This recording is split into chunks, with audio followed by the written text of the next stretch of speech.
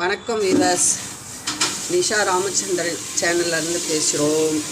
இவங்க பூஸ்லி இங்கே வணக்கம் சொல்லு, எல்லாத்துக்கும் வணக்கம் சொல்லு.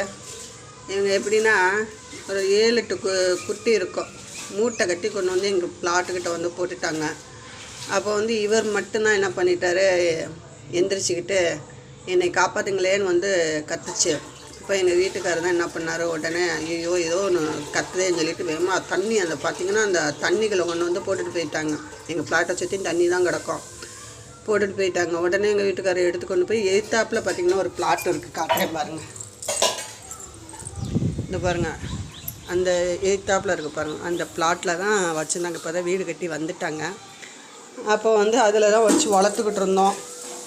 அதில் ஒரு 7-8 குட்டியில் ஒரு 6 குட்டி செத்து போச்சு. ஆனால் நாங்கள் நல்லபடியாக தான் வளர்த்தோம்.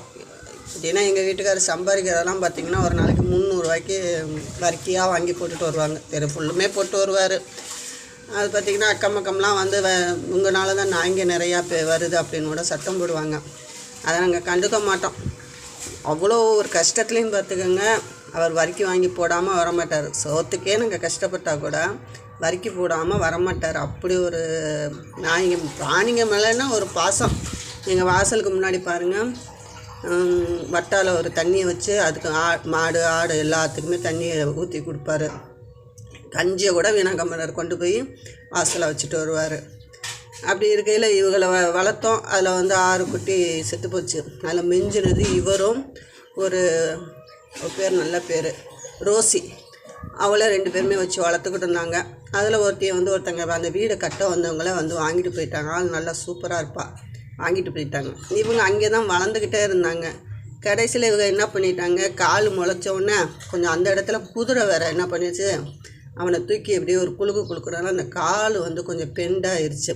அதனால தான் வந்து அந்த ஆள் எடுத்துகிட்டு போனவர், அந்த பொண்ணை எடுத்துகிட்டு போனவர் இதையும் கூட்டிகிட்டு போங்க, ஜோடியாக இருக்குது, இதையும் எடுத்துகிட்டு போங்கன்னு சொன்னதுக்கு கால் பெண்டாக இருக்குன்னு சொல்லிட்டு விட்டுட்டு போயிட்டாங்க. அப்புறம் நம்ம பிள்ளையாக இருந்தால் நம்ம விட்டுருவோமா அப்படின்னு சொல்லிட்டு அதை நாங்கள் வளர்த்து பேணி காத்துக்கிட்டு தான் இருந்தோம்.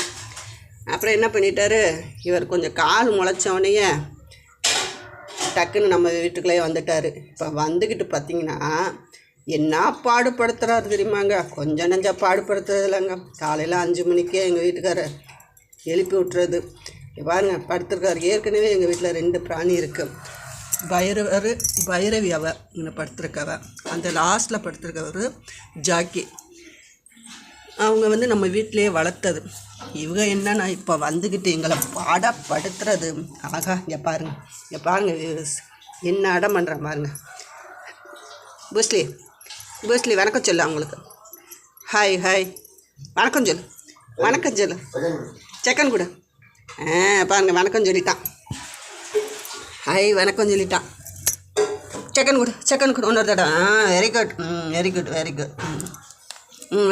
குட்.